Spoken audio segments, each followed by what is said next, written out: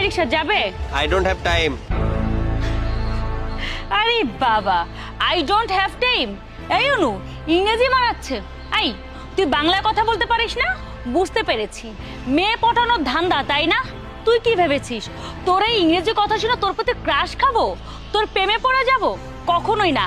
আর শোন, এতই যেহেতু ইংরেজি পারিস তাহলে রিকশা কেন চালাচ্ছিস?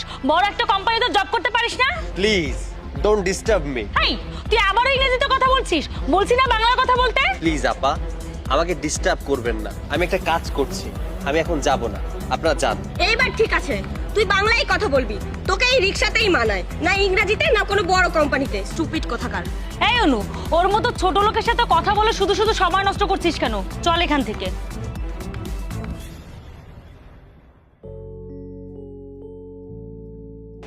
আরে প্রিয়া, অনু, তোরা এখানে বসে কি করছিস? চোখের কি মাথা খেয়েছিস? দেখছিস না দুজনে বসে বসে গল্প করছি? আচ্ছা ঠিক আছে, বাদ দে। তোদের পড়াশোনার কি অবস্থা? আর অবস্থা, মনে তো হচ্ছে যে এবারও ফেল করব। এই তোরা এমন কেন বলতো? একটু ভালো করে পড়াশোনা করলে কি এমন হয়? সেটা না হয় করলাম।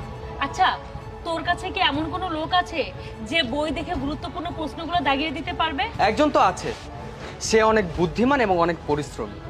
এবার বিশেষ পরীক্ষা দেওয়ার প্রিপারেশন নিচ্ছে।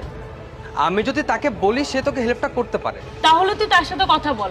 আর যদি কোনো টাকা পয়সা লাগে তাহলে কোনো ব্যাপার না, এটা আমি দিয়ে দিব। তুই যে কি বলিস না, তোর কাছে শুধু উল্টাপাল্টা কথা। সে কোনো টাকা পয়সা নেবে না, সে পড়াশোনা করতে ভালোবাসে।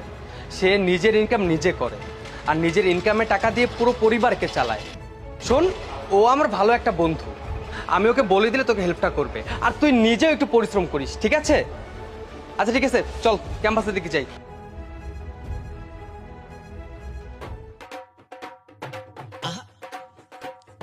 এবার মনে হয় বিশেষ পরীক্ষায় টিকেই ছাড়বি, তাই না?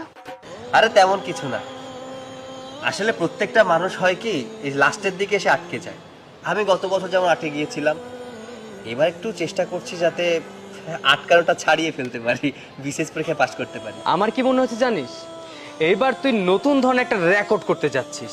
রিক্সাওয়ালা যে কিনা বিশেষ ক্যাডার। শোন, বাবা মায়ের উপরে আমি নির্ভরশীল।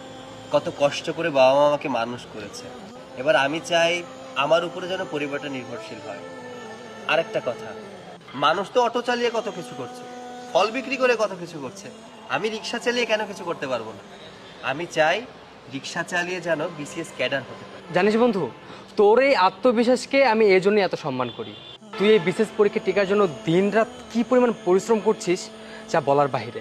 তোর জন্য আমার দোয়া রইল। আর হ্যাঁ, ভালো কথা, আমার একটা